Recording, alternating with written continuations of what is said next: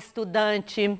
Olá, Gilbert! Meu nome é Rose Melo, eu sou professora de língua portuguesa e hoje nós vamos trabalhar sobre gerações do modernismo no Brasil.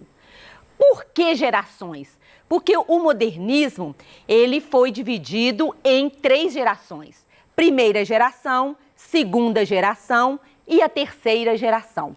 Cada uma com suas características, com seus autores relevantes e com seu contexto histórico. Então, é o que nós vamos ver hoje nessa aula. E é um conteúdo, né? O modernismo cai muito nas questões, cai muito nas provas do Enem. Então, vamos lá?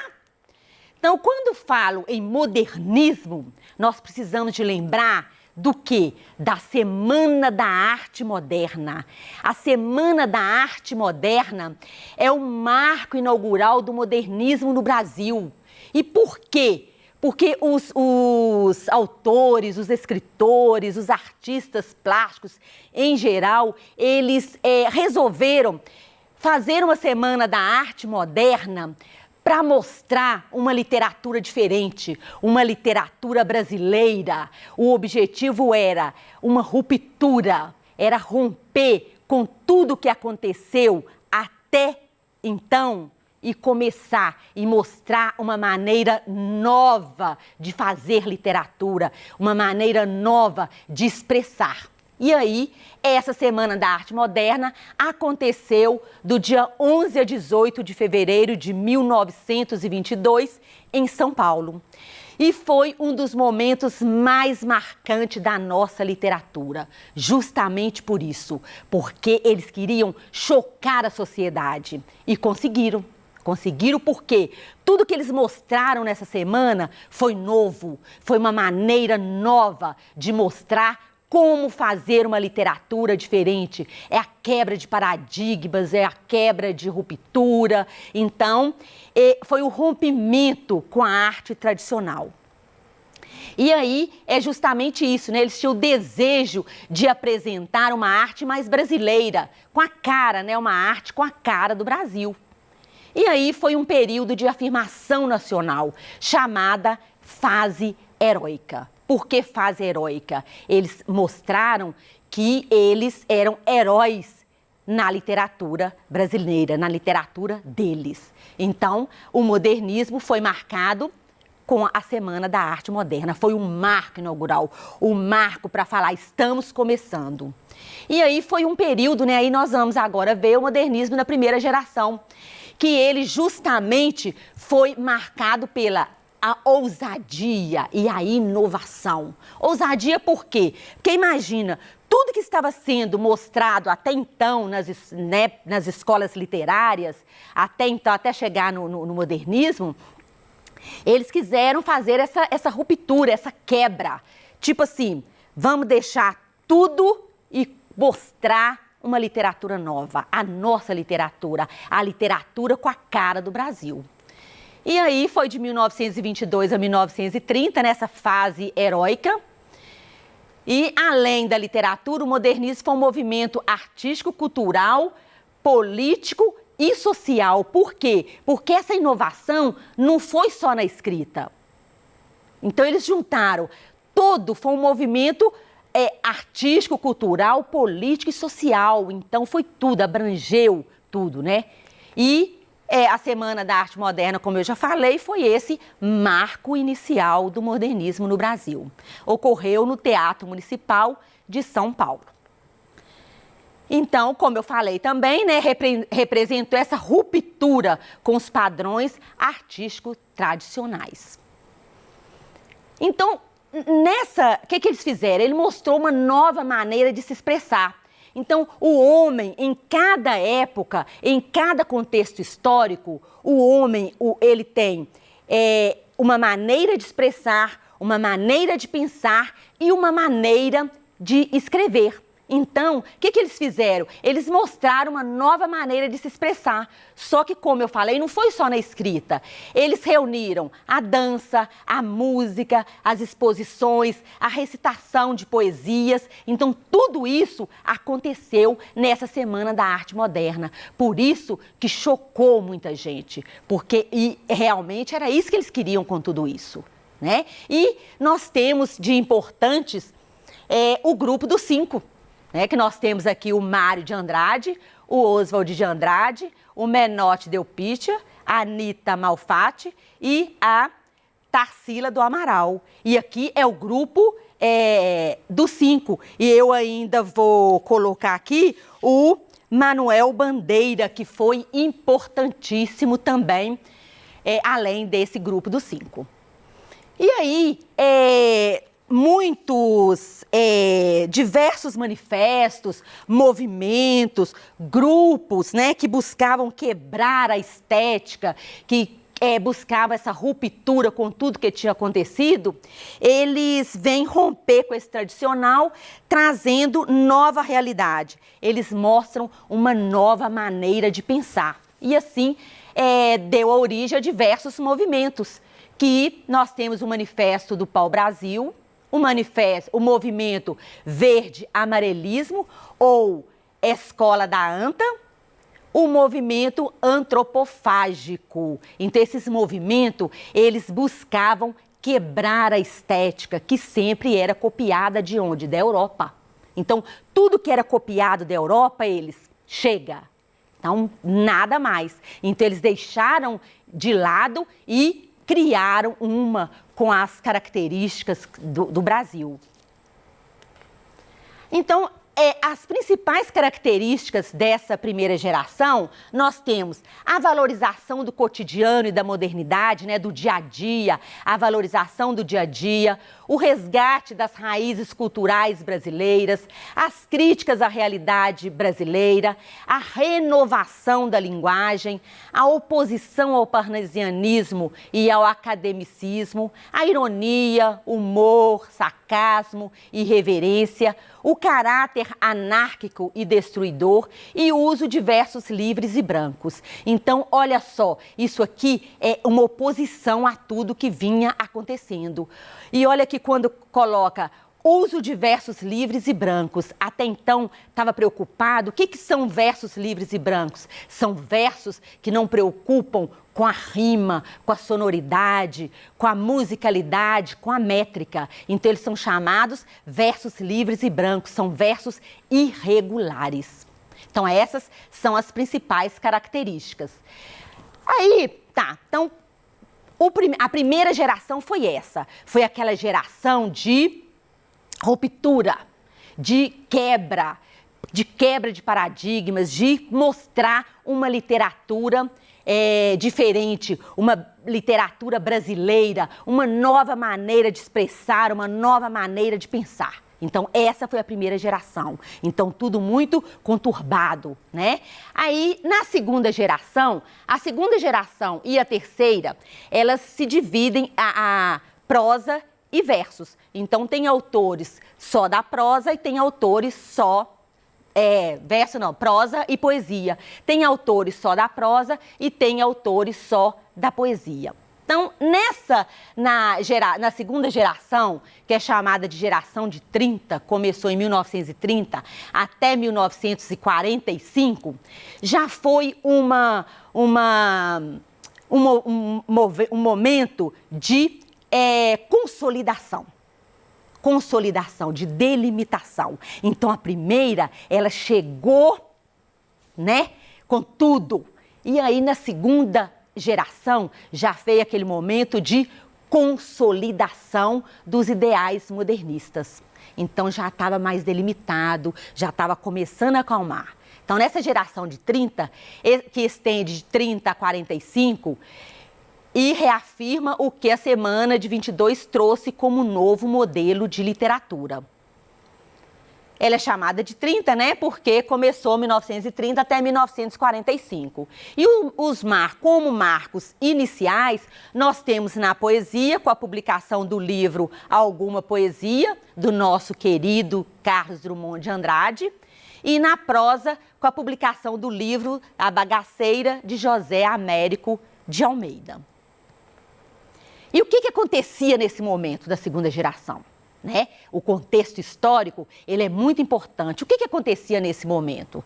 Então, após a crise de 29, muitos países estavam mergulhados numa crise social, política, econômica. Então, muita falência, desemprego e miséria. Então, a economia, né? Tudo estava o quê? Conturbado. Era um momento conturbado. E como eu falei, cada autor, escritor, de acordo que eles escrevem de acordo com o contexto histórico. Então, imagina qual era a produção deles num contexto histórico conturbado que estavam vivendo.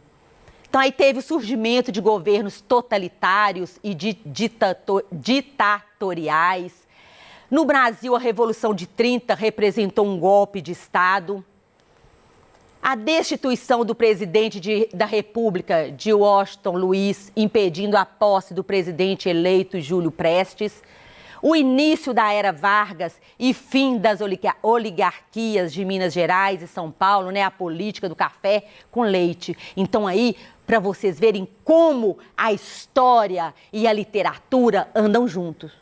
Né? Juntos. A literatura e a história, elas andam juntas. Por quê? Porque o contexto histórico tem tudo a ver com a nossa literatura. Então, nós vimos aqui que o período era um período conturbado. Então, as principais características dessa fase foram a influência do realismo e romantismo, o nacionalismo, universalismo e regionalismo, a realidade social, cultural e econômica, a valorização da cultura brasileira, a influência da psicanálise de Freud, a temática cotidiana e linguagem coloquial. Olha só, como teve uma ruptura na maneira de expressar, na maneira de fazer literatura, na maneira de escrever, teve também a ruptura na gramática. Olha só o que está usando a linguagem coloquial. E o que é a linguagem coloquial? É a linguagem onde houve uma ruptura com a gramática, com o que é ensinado na escola, com a linguagem formal. Porque a linguagem coloquial é uma linguagem despretensiosa, uma linguagem informal. Então, ela começou, foi uma das características dessa fase. E o uso de versos livres e brancos, né? Que eu já falei, que são os versos irregulares, onde os autores, escritores, não se preocupavam com a métrica, com a rima, com o ritmo, com a sonoridade e a musicalidade. O grande foco da prosa de ficção foram os romances regionalistas e urbanos. Então, quando eu falo de regionalistas, o foco está onde? No campo, nas agrárias, onde o campo é muito mais importante do que as cidades. E os urbanos, onde eles focavam nas cidades.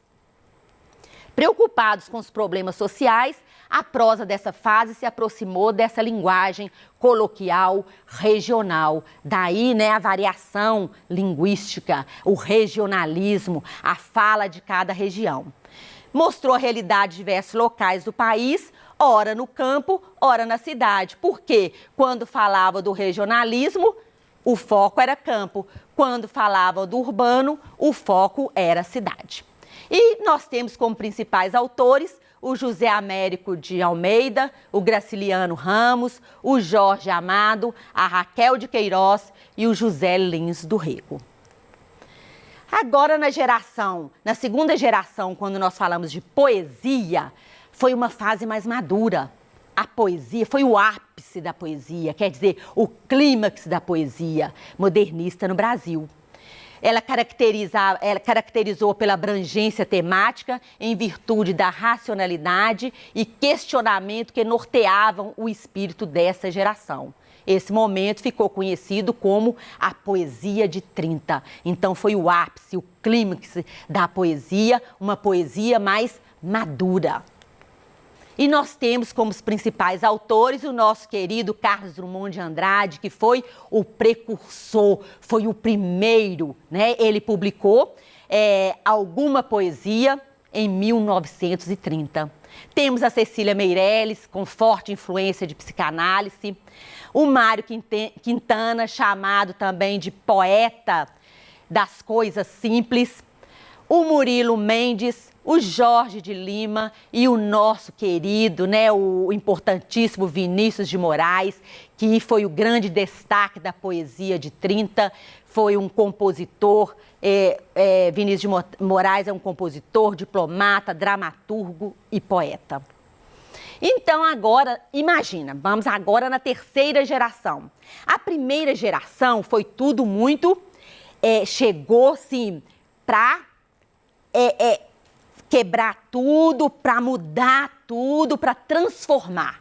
Na segunda geração foi o momento de consolidação. Agora, na terceira geração, que já foi o quê? A fase final do modernismo, que aconteceu de 1945 a 1980. E daí, por quê? Uns falam que essa terceira geração durou até 1960. Outros falam que dura até hoje, né? Então, em relação à primeira geração, os autores de 45, eles foram menos liberais e contestadores e voltaram a ser mais conservadores. Mais conservadores em relação à primeira geração.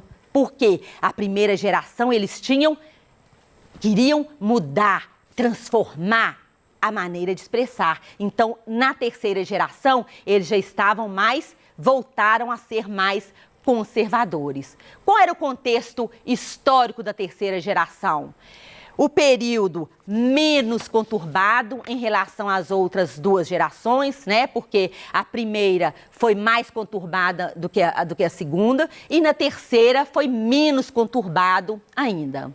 O momento de redemocratização do Brasil, devido ao término do Estado Novo, né? Aí teve o quê? Restauração da democracia e o fim de um governo autoritário. Em nível mundial, o ano de 45 é também o fim da Segunda Guerra Mundial, mas o início da Guerra Fria e a corrida da armamentista.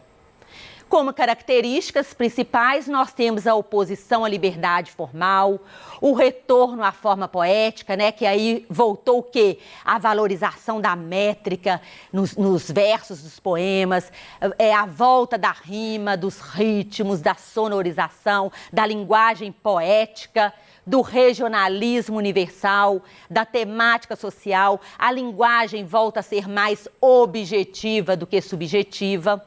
E as inovações linguísticas e a metalinguagem que estão aí de volta.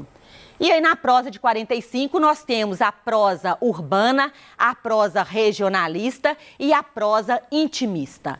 Na prosa urbana eu tenho o quê? A ambientação nos espaços da cidade. Então o foco era a cidade, as grandes cidades. E em destaque, nós temos a escritora Lígia Fagundes Telles.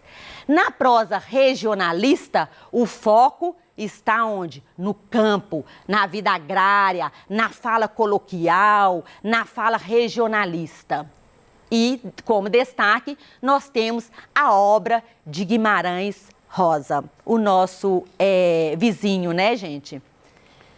Na prosa de 45, aí a intimista, é a prosa intimista que ela fala o quê? Do eu, é mais subjetiva, né? É exploração de temas humanos, do íntimo. E como destaque nós temos a nossa famosa, querida Clarice Lispector e a Lígia Fagundes Telles. Então nós temos as duas.